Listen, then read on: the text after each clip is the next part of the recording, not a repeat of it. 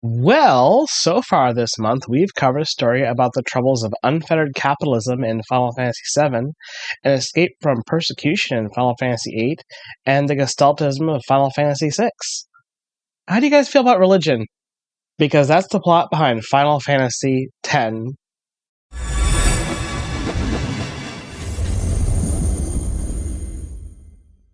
Gods, goddesses, and faith imagery have been a part of Final Fantasy games since the beginning.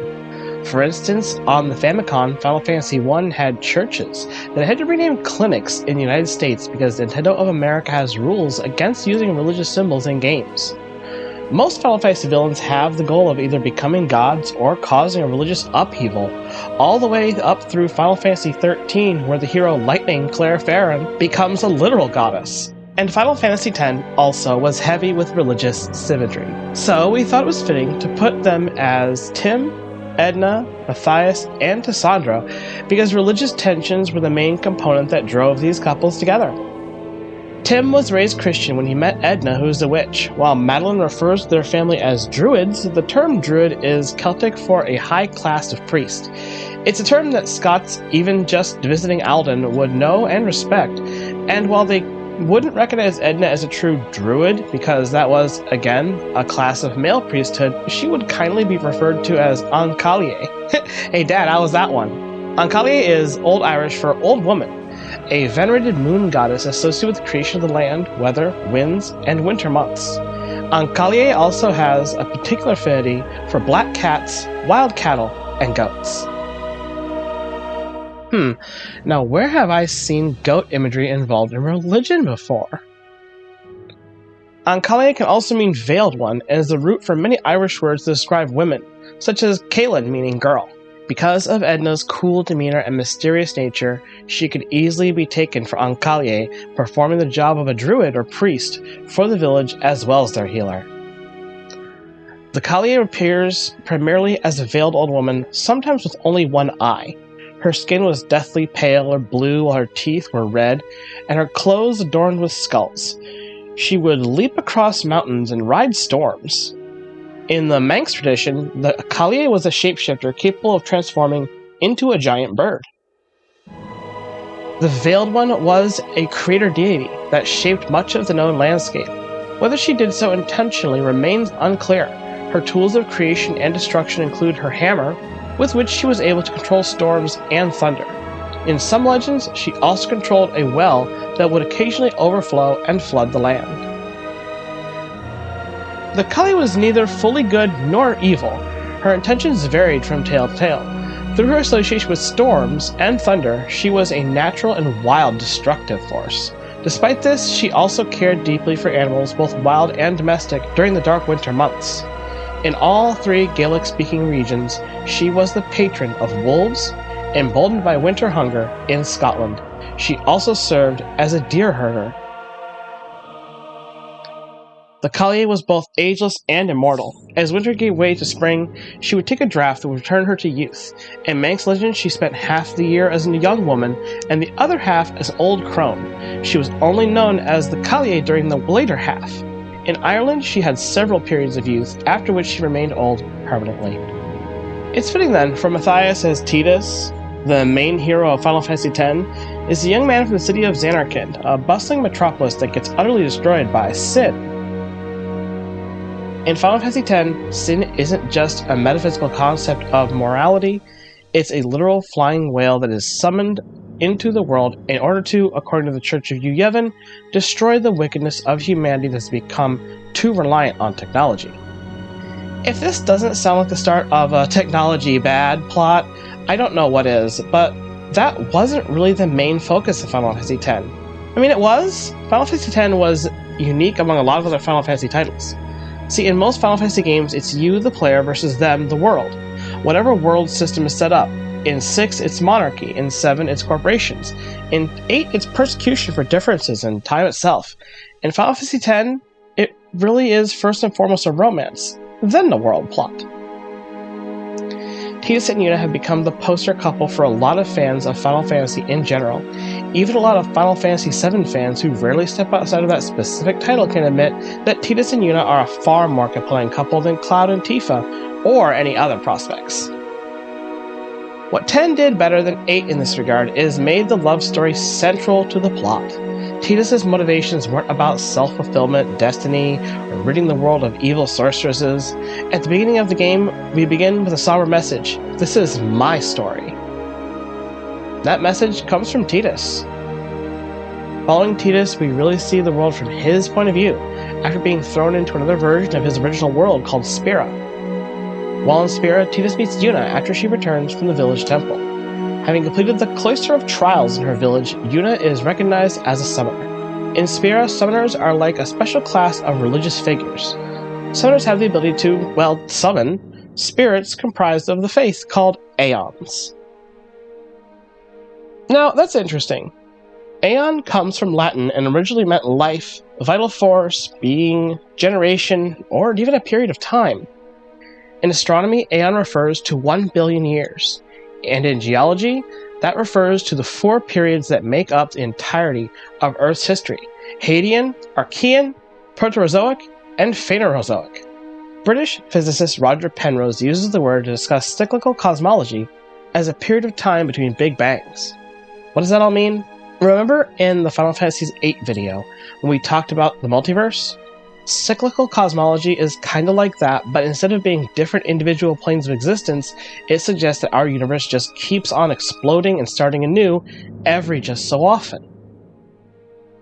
I guess it's fitting then that the planet in Final Fantasy X is called Spira. That means wreath in Greek. Aeons being a cyclical time and recurring event of sin that destroys the world, ushers in the state of calm, only to start again within the generation.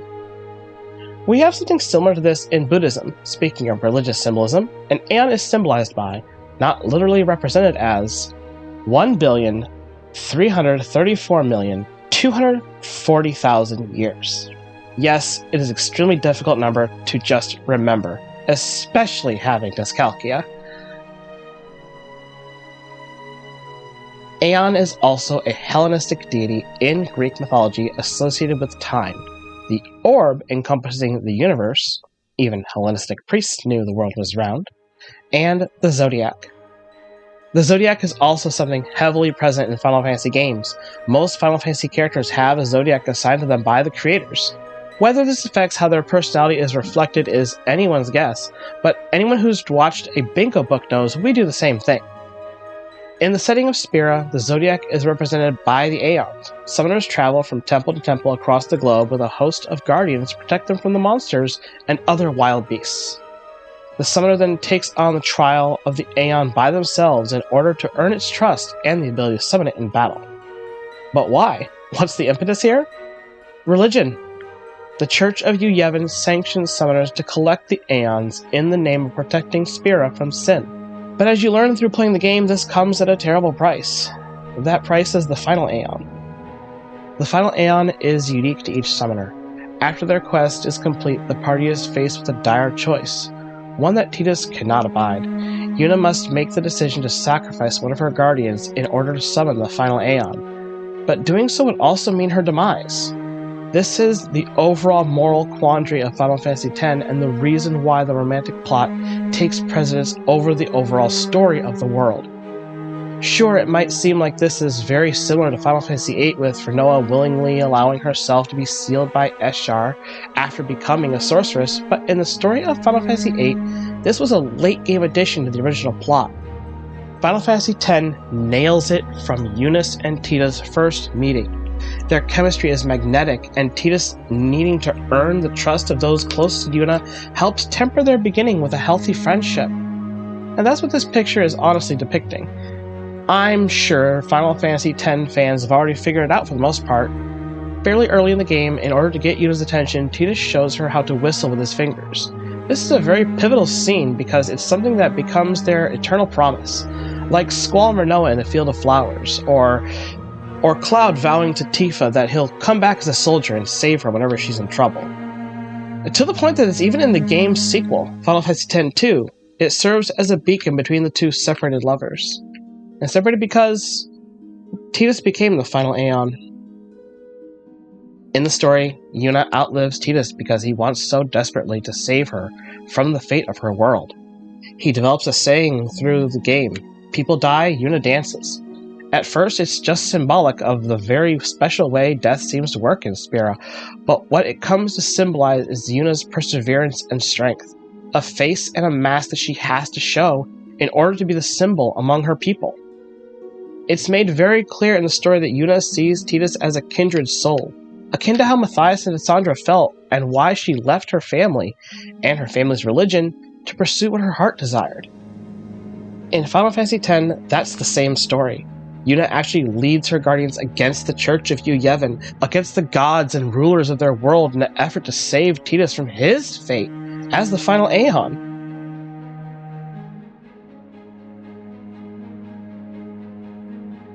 With the story summary out of the way, let's break down some more religious symbolism in Final Fantasy X. The Yevon religion in Final Fantasy X resembles organized religions in our world with rituals, doctrines, and a powerful clergy. The game critiques how organized religion can manipulate followers, suppress truth, and justify suffering, as seen in how Yevon perpetuates the cycle of sin to maintain control over Spira.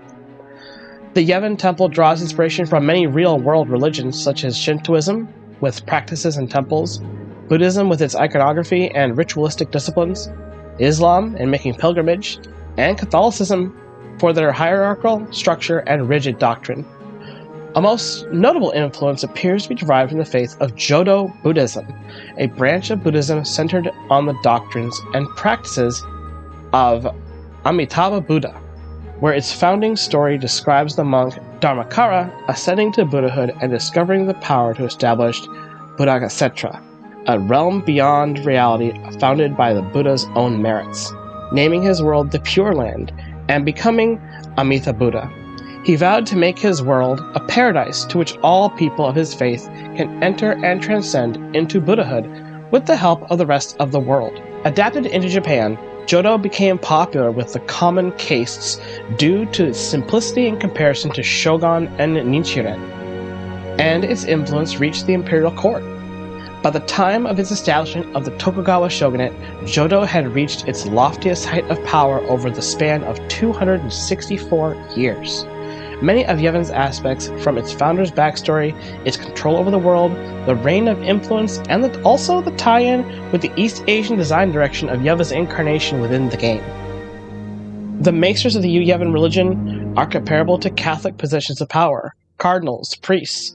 One of them, Grand Maester Yomika, even wears an outfit that heavily resembles the Pope, and honestly, a lot like Emperor Gestahl from Final Fantasy VI. Yuna's outfit is another piece of Shinto symbolism in that she represents a Japanese Miko. Literally Shrine Maiden, Miko were once seen as shamans, but now serve a more modernized institutional role. One major aspect that likens Yuna to a Miko is her summoner dance, which is very obviously modeled after the Miko Kagura dance. The Kagura dance is a type of ceremonial dance practiced in Shintoism. One major function of this dance is to purify the spirit. This involved the dancer invoking a trance-like state in order to obtain the oracle from a god, thus turning herself into the god for the duration of the performance. Because of this, Kagura is comprised of two parts: Kagura Mai, the preparation phase marked by slow circular movement. This was to stress quiet and elegance, and thought to be preparing the priestess to lure herself into a state of calm in order to invoke a trance. The priestess would also wave around a ceremonial wand called gohei, as well as some kind of instrument like chimes. Odori is the next part of the dance, and consists of rapid, spontaneous movements, leaping and spinning. This is thought to be when the trance has taken effect and the Miko has been possessed by a god. And Seymour Guado, I couldn't just let go of this one because Seymour represents the Hindu deity known as Shiva. That might confuse some of you because Shiva is also an Aeon. Let me explain the difference. Shiva is actually a male god from Hinduism who is a member of the trinity of principal deities that together represent the overall functioning of the universe. As a member of this trinity, Shiva's role is to be the destroyer or transformer, while Brahma, which sounds a lot like Yuna's father Braska, is the creator, and Vishnu acts as the preserver. which in this case I think is Yuna. Essentially, Shiva is typically depicted as the creator and foremost practitioner of yoga, possessing a third eye which famously incinerated the love god Kamadeva, and having the crescent moon on his head as well as matted hair the Ganges rivers flows from. I think this association is where the ice aspect comes in for the summon, but I don't really know. Seymour has extremely matted blue hair though. Shiva is often associated with the earlier Vedic storm god Rudra, and the two names are actually sometimes used interchangeably. In fact, Rig Veda, the oldest of the four sacred texts that comprise the Vedas, as well as the Yajur Veda, state that the god Rudra has two contradicting natures, one being the cruel and unpredictable Rudra, while the other being the calm and kind Shiva. With Shiva in post-Vedic Hinduism incorporating both of these aspects to become the terrifying and beneficial recycler of creation. Once again, we see this perpetuation of a continuous cycle, and this is Seymour's goal, to prevent the eternal calm and keep Spira in a state of destruction and renewal. I think the most interesting aspect, though, is the Fireflies and how they relate to Gnosticism.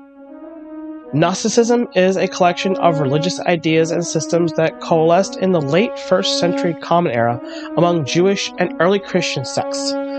These various groups emphasized personal spiritual knowledge, gnosis, above the orthodox Christian teachings, tradition, and authority of religious institutions. Gnostics believe all humans have a fragment of divine light, corresponding to the Fireflies in Final Fantasy X, inside them. Only by rejecting the material world and recognizing all life stems from the pleroma can these fragments return to the source, i.e. the far plane, bringing their memories of life with them. In Gnosticism, this is their idea of an afterlife, the abode of God and the totality of the divine powers and emanations. Emanations. Remember the Sephiroth from the Kabbalah? Naturally, this wouldn't stand with the Catholic Church because it seems to suggest that a human could become a godlike being through spiritual knowledge. The Roman Catholic Church persecuted the Gnostics as heretics, and the Gnostics' esoteric knowledge of how to return to the source of life was mostly eradicated, dooming the fragments of divine light, in the Gnostics' eyes, to keep cycling into the material world. Again, a key theme of Final Fantasy X.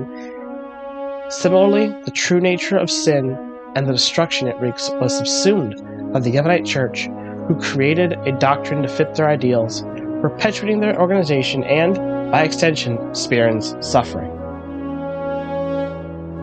It was even the Gnostics that believed in aeons and called them manifestations of the Absolute, formed from its divine light, like how the aeons are made of Fireflies in Final Fantasy X.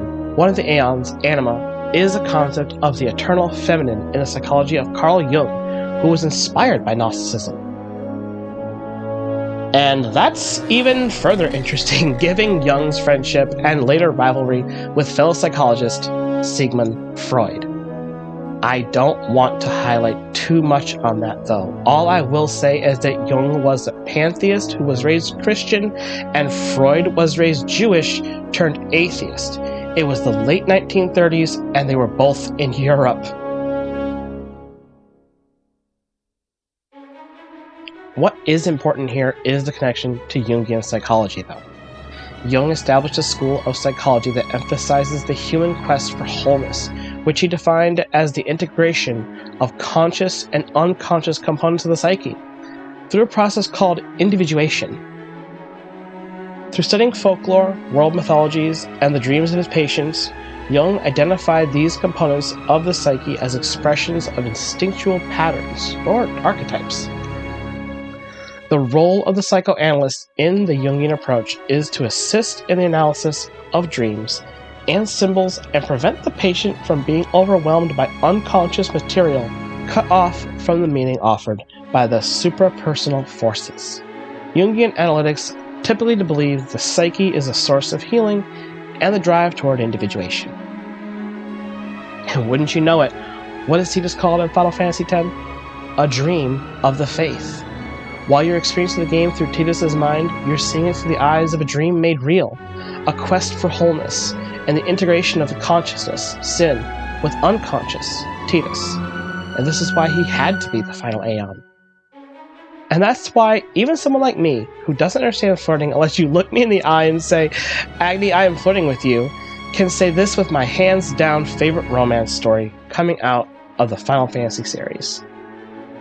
And I think it's fitting, given the Gnostic beliefs truly fit the village of Alden, to have it be represented by these 4 characters from 4 very different religious backgrounds who, nonetheless, all love each other as equals and as partners.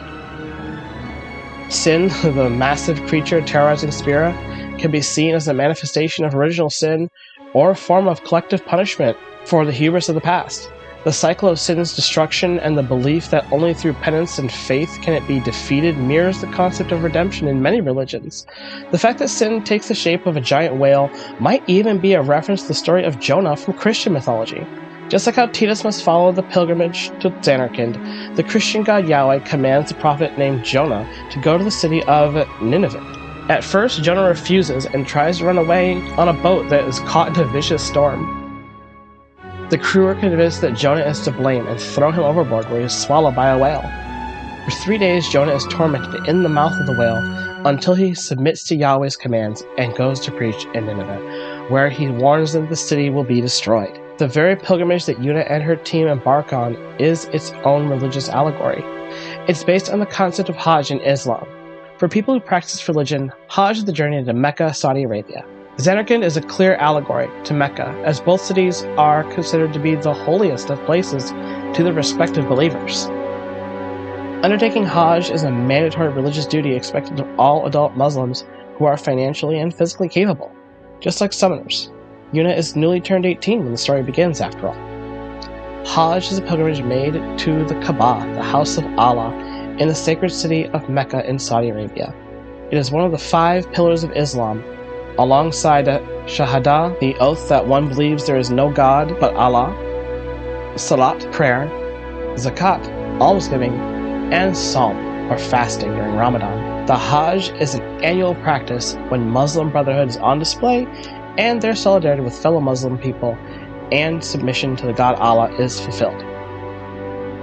The word Hajj means pilgrimage made to the Kaaba, a long pious journey taken by Muslims to cleanse their souls of all worldly sins, which connotates both the outward act of the journey after death and the inward act of good intentions.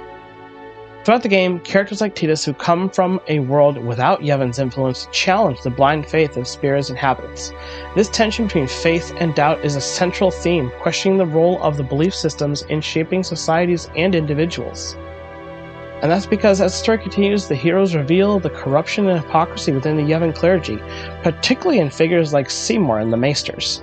This echoes real-world criticisms of religious leaders who fail to live up to the virtues they preach, leading to a crisis of faith among followers, and in a lot of cases, abuse. 30% of adults in the United States as of 2024 have cited religious trauma in therapy sessions as a major contributing factor to things like depression, self-hate, compound or complex PTSD, and a staggering number of sexual abuse cases. Hymns and music also play an important role in Ten's story and the concept of Yevon's influence. Tim Rose is currently portraying Waka, the character who's the most devout Yevonite. In our story, he makes reference to how hymnal music is some of the only kind that isn't suppressed by the Church of England. The Hymn of the Faith, a recurring musical piece in the game, plays a significant role in the religious atmosphere of Spira. Hymns and chants are integral to many religious practices, serving as a means of worship, meditation, and connection to the divine. But it's also a perfect example of how modern religions often twist or alter the original meanings of this. In the game, the history of the hymn is described like this. Let me tell you about the Hymn of the Faith. It was once a Zanarkand song sung in defiance of Bavel. Of course, the Yevon clergy of Bavel forbade it. Then, as these things often go, those who disliked Yevon began to sing it. The Al-Bed, for instance. The Hymn of the Faith became the symbol of defiance against Yevon. Yevon could do nothing to capitulate. They lifted the ban on the song and spread the new story. They said the hymn was a song sung to soothe the souls of the dead, and so saying they took the song and made it scripture. That's why today the hymn is sung all over Spira. You could say that, though Zanarkand is gone from this world, it still lives on in the song. Singing is also a very important part of Final Fantasy X too, but more on that later. The cyclical nature of sin's rebirth and destruction parallels religious concepts of reincarnation, purgatory, or a never-ending struggle between good and evil. Spira's endless cycle reflects the idea that true peace or salvation can only be achieved by breaking free from this cycle, a theme explored through the game's climax. The concept of the final Aeon, where the summoner must sacrifice a guardian in order to obtain the power to defeat sin, has strong parallels to the ideal of sacrificial saviors found in many religions. This ultimate act of selflessness is meant to bring temporary peace to Spira, reflecting the belief in salvation through sacrifice.